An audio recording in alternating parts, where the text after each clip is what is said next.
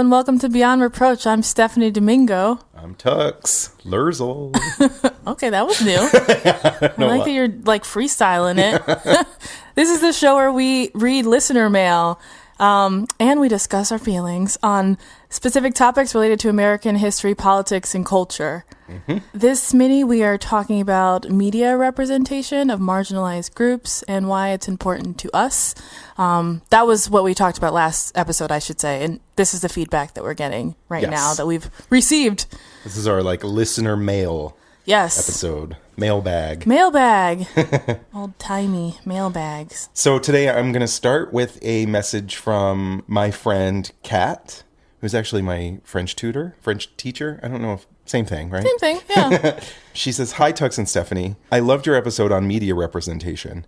I'm a fat woman, formerly a fat girl/teenager, so I can only speak to my experience with representation, which is shockingly limited considering how many of us are out there.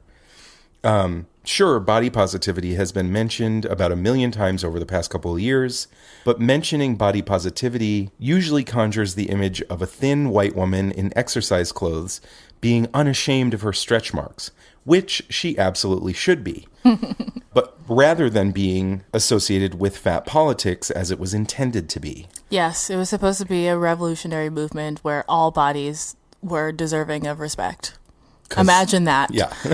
Yeah. When it comes to TV and film, there's just not all that much to choose from in terms of good fat characters, though a few shows and movies have been working to change that recently, like Shrill, which goes to show how real a fat character can be when actual fat people work on the show. Yes. Telling their own stories. Yeah. Who'd have thunk it? I know.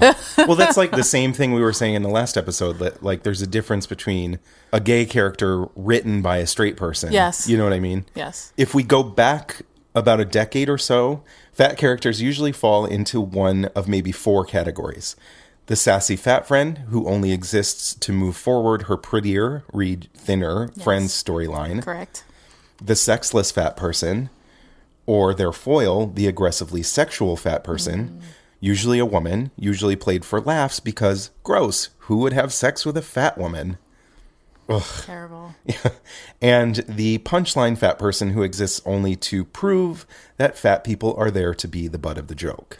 For me, though, I finally found a character that I connected with and felt so similar to in a British show from the early 2010s called My Mad Fat Diary. She says this is, you can find it on Netflix. Mm-hmm. Yeah, I've seen it. I haven't seen it. I haven't finished it all, but it's very good. I need to watch it. I haven't seen it at all. The show is based on the diaries of a fat teenage girl living in a small town in England during the late 80s, though the show is set in the 90s. Ray, the lead character, is a fat, tall teen girl who starts the series as being recently released from a hospital following a suicide attempt, and the show generally follows her being reintroduced to her life and how she joins a friend group and does lots of normal teen things, but while dealing with mental issues and anxiety and her awareness of being different from the people she spends time with. Ray is obsessed with music, has crushes on boys, fights with her mom, and struggles with her body image, which are all such universal things. Mm-hmm. But for me, to see these concepts played out with an actual complex fat character was so gratifying. Ray is by no means perfect. In fact, she is often selfish and sometimes vindictive. But she is a teenager trying to find her place, and so was I. Though admittedly, I was a few years older. I loved her because I saw so much of myself in her, both positive and negative. The show dealt with some heavy things such as the suicide attempt, eating disorders, generally food shame or binging, the anxiety of eating in front of other people while fat, the good fatty versus bad fatty dilemma, and wanting to just fit in with your friends when your size makes you feel like you never will. Ray is complicated, and her relationship with her body mirrored my own. She wasn't always confident in herself, but she also didn't constantly feel the need to lose weight. She just was. I'll wrap this up before I get too into my feelings, but I want to mention one moment on the show that I had never seen before, but had imagined about a bajillion times. And that is a fantasy that Ray has about unzipping her skin, pulling it off, and revealing the skinny girl inside of her.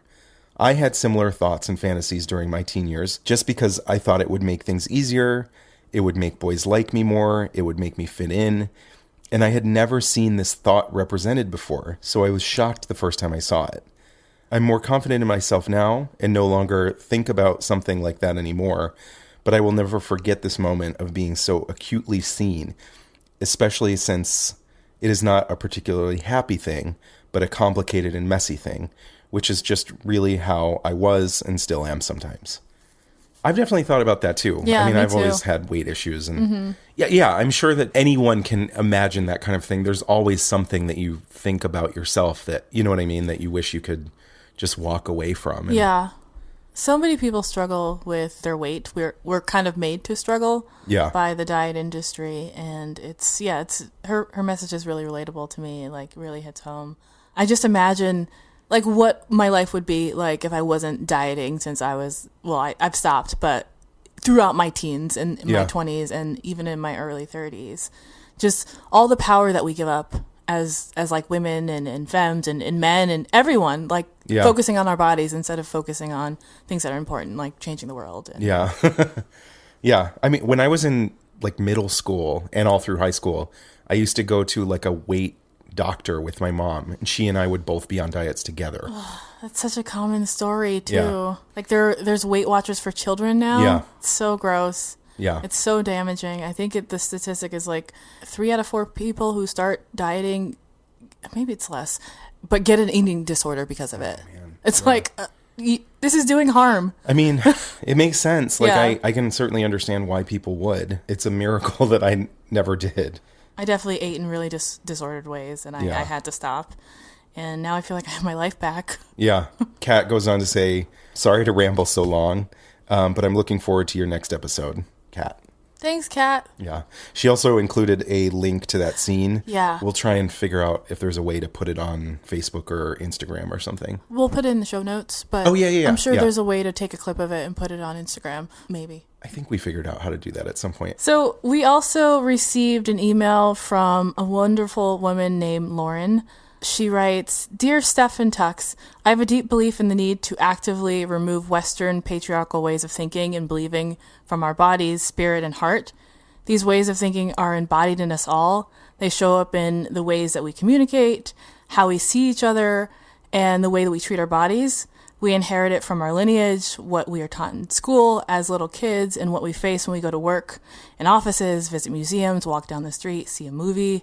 For example, the other day, someone showed me a quote by James Joyce about art and beauty, and it made me effing furious. Surprised at my response, I had to explain to my friend, I don't give a shit for James Joyce. It was not the words in the quote, but this author is on a patriarchal pedestal. And why? Why would you choose to look and consume that white man's perspective at this point in time when we have access to so many other gorgeous perspectives from brilliant people around the entire world? These feelings so naturally came up in me and out of my mouth, and I felt happy because it shows me that my body and spirit are rejecting unnecessary conditioning. At least some of it she has in quotes. I think it has to be a choice to consciously choose not to uphold the past by admiring the beneficiaries of patriarchal world culture through who we learn from, who we follow on social media. Personally, I will not read, take in, watch, listen, or appreciate the old his perspective. How interesting, right? To say that out loud is radical, and it is. Yeah. It really is. Absolutely. I'm sure some people are going to be like, what? But it's just true. Hear that. Yeah. It's no, absolutely. True. It's like this is the sign that it's a new day. There are people who are thinking in these ways. Like, reading this email really just hit me in my chest in all the right ways. Yeah. So she goes on to say that as far as fat phobia, such a pervasive thing, incredible judgment, even fear around fatness, it would have been so important to me personally to see a fat woman, designer, architect, visual artist as a young person. My personal fatness, and she has in parentheses, ooh, I love that phrase, personal fatness. Yeah. It's delicious. Held me back from feeling I deserved or had the right to go for it. And the fact is, I don't see fat women very often in those fields. I remember hearing a talk from a fat woman who rocked an impeccable style in my 20s, and she was obviously not trying to hide her fatness, which at the time I had a complicated reaction to, but for years after I thought of her and thought, damn, okay, I can be up there giving talks too.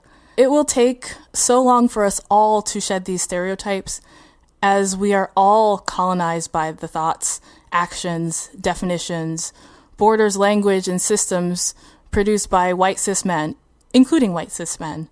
So we can't just indoctrinate ourselves or our little babies with the bullshit that humans invented in the past. Representation matters.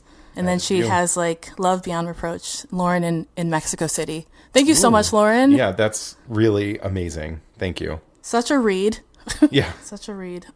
So true. Because there are so many voices who now have shown themselves. I mean, they've been talking this whole time, but we haven't been listening until now. Absolutely, yeah. So it's great that we get all these different perspectives, and we have so much to learn from all these new voices. Yeah, it's, people are going to be like, well, James Joyce still had value or whatever, but that's not what it's about. He's overvalued. Yeah, exactly. Yeah, and he's still valued by some. That's fine. We're not saying that he's trash.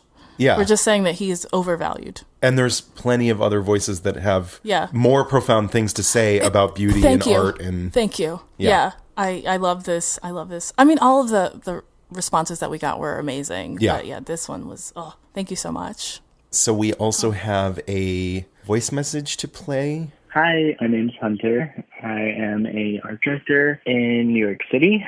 When I was listening to the last episode about representation, I was trying to remember kind of the first instances of seeing gay men in the media from a young age. And I grew up in a very conservative rural town in Texas, so there weren't a lot of open touch points by any means in my community.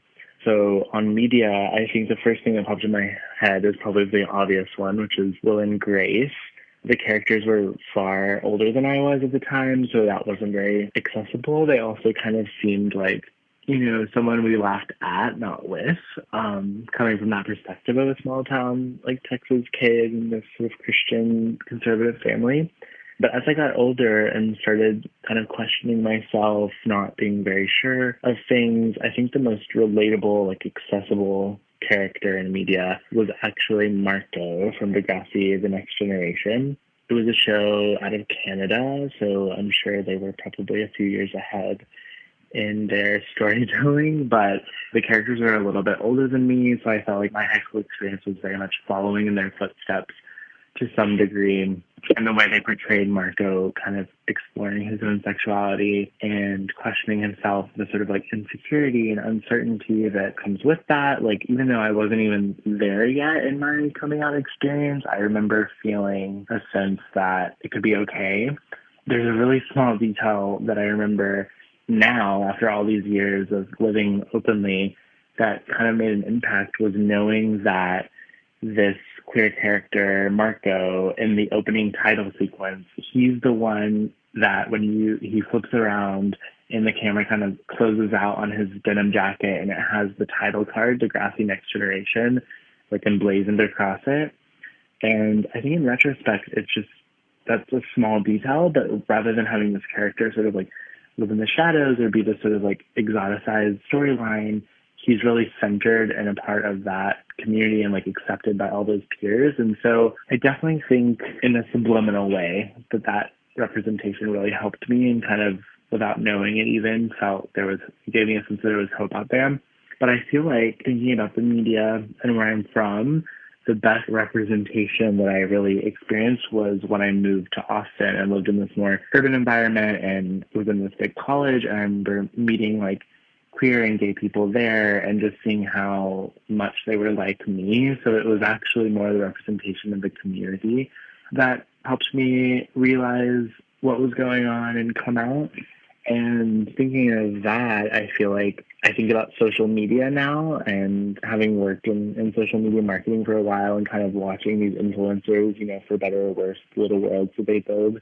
I think social media influencers have kind of created this space for everyone to find their own versions of representation across the queer spectrum. I can think of a handful of YouTubers or Instagram people that just by living confidently and openly online, they are reaching people all across the world, not even just in America, but in countries all around the world where it might not even be legal to be gay or to be out, but people can follow them and see themselves in them, and on a very extremely unedited like unfiltered personal level in a way that mainstream media and like narrative stories will just never be able to reach because of the way they're created. And so I feel very inspired. This kind of new tech age, there's a way for people to build communities and see each other in each other in a really meaningful way. I think that's a really cool form of new representation. I love it. Yeah. He makes some really good points. The idea about like, even after watching Degrassi, having like an extra level of openness when he was finally around other out open gay people. Once he was in the community. Yeah. I said this in the last episode that there weren't really many openly gay people in high school for me. But I actually went to a college that was probably even less diverse than the high school that I went to. So I didn't really have any gay friends in college either. After college, I moved to Ithaca and there was more gay people. But it wasn't until I moved to New York City that I really finally started to feel comfortable in my own skin and like start to like go through the journey of figuring out who I was, you know, as a gay male. Yeah. But also the point about like social media and the way it's making it easier to see influencers and different voices, even if it's not being represented exactly in the media. Yeah. And like you said, in those countries that you can't really watch that on TV or be that person in your everyday life, at least social media is a way to sort of like see that, see people living in their truth. Yeah. Yeah. No, it's really important. And it's great that this is a thing that's common now. Like anyone with internet can pick this up. Well, thank you, Hunter. It's a new day. Yeah, thank you, Hunter. Yeah. That was amazing. That was really, really great. Thank you. All right. We have one last message from Brandon. Brandon says, "Hey, Tux and Steph. I loved your recent minisode on representation in media and why it matters. You asked for stories about that, so I wanted to write in and tell mine. At first glance, I'm someone who appears to have hit the privilege jackpot. White male, heterosexual, cisgendered, Protestant Christian, intelligent, and born into a good family. I do want to acknowledge my privilege in those areas. Those are absolutely things I have never had to struggle with, and I don't want to diminish that. But there is an invisible minority that I am a part of, and that's mental illness. I have bipolar disorder, a condition affecting less than 3% of the population. Its portrayal in the media and pop culture is all over the place, ranging from comical, I changed my mind, I must be bipolar. Yeah. It's such That's bullshit. So harmful. Yeah. To very harmful, like the psychotic killer in the recent Midsummer. Yes. Oh, that is much worse. Yeah. They're both bad. Yeah. Yes, one is definitely worse than the other, but they're still not good in any way. Or accurate. The reality of bipolar is much more grim. An elevated suicide rate gives it an effective mortality rate more than double that of breast cancer, and it can wreck your life in a number of other ways.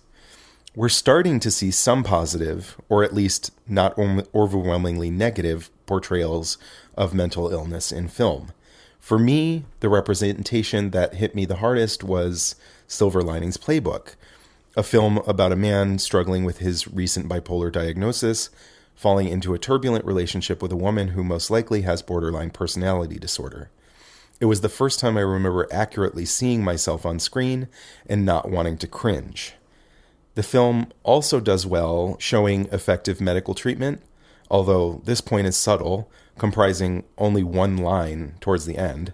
Ordinarily, when mental illness is portrayed in media, it's shown as something the character must learn to deal with without medical treatment, though through sheer willpower.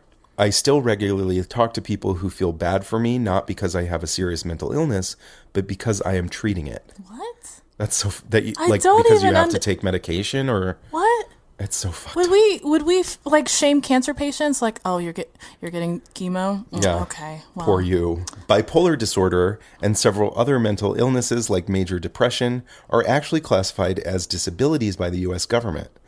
We're starting to see some positive portrayals of disability, like the recent Mad Max Fury Road, and even Finding Nemo. Oh.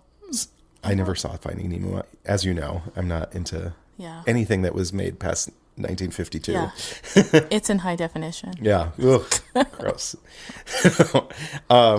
Specifically with mental illness, we're starting to see more positive portrayals like Homeland and Little Miss Sunshine. But much like many of the other growing areas of representation, there are a lot of negative stereotypes to combat and a lot of skeptical audiences to convince. Yeah, that's true. Thank you for your informative podcast, Brandon, host of a podcast on movies and mental health called The Peculiar Picture Show, which everyone should totally get into. Yeah, we'll put the link in the show notes. Absolutely. Yeah. Thank you, Brandon. That was really great. It's something that I haven't really had to think about because I haven't really ever had to deal with mental illness in my life or in my family. Yeah, but I think it's a really good perspective. It is, yeah. Something that we kind of forget about because it can be invisible. It's not really handled well in the mainstream, but we're starting to see more and more things. But there's still a lot of people talking about, being bipolar and not at all. Yeah, absolutely. But I think the idea for his show is also really cool, like to be able to go through specific movies and point out, like, this is how mental illness was handled in this film and why it was good or why it was bad. Or Yeah. So hopefully some directors or like screenplay writers or something are going to see that and make a change for the better. Yeah, I think we're starting to see a change, but we have so, like all representation, we have so much more work to be done. Yeah. So much more work to do. We're not there yet on any of it. Yeah. But yeah, things are slowly, baby steps changing. Yeah. But like we said last time, now that things are starting to change and people that are somehow different. Yeah. Other. Not straight, white, cis, rich, young. Thin. Yeah. Thin. Yeah. All of these people that are somehow other are finally starting to be seen as people. And other is the gross majority. Yeah. No, absolutely. Yeah. So we're finally getting more representation of the full spectrum of humanity, which is a net positive. Yeah. Finally. Yeah. And we will get there eventually. It's just it's work. Yeah. It's gonna be a lot of bullshit, but we'll get there. Well, these were some amazing perspectives on really thoughtful stuff. A range of different varieties of otherness, and hopefully you guys out there listening learned something and maybe identified with some of the stuff people had to say. All right. Well, I guess that's the end. That's the end of the episode. Thank you guys so much for listening to Beyond Reproach, the Minisode. Beyond Reproach is proudly recorded in Bushwick, Brooklyn. New episodes are released the first and third Monday of every month. Please note that we are not historians. We are just a couple of drunks who never shut up and love history. Full list of all source information can be found in the show notes on our website. Please take a moment to rate, review, and subscribe. Written reviews are especially important. If you like us, please do one of two things. Leave us a review on Apple Podcasts or send this episode to a friend, family member, or someone you think would be into it. Don't forget to follow us on social media. Make sure you follow us on Instagram because we post our cocktail recipes the Thursday before each full episode. Please drink along with us if you are not driving. We also have a shop at beyondreproachpod.com. Get your merch, brand yourselves. We are on Patreon if anyone would love to show us some love and throw us some nickels to support the production of our show. This has been Tux Lurzel. Stephanie Domingo. Woo-woo. Bye. Bye.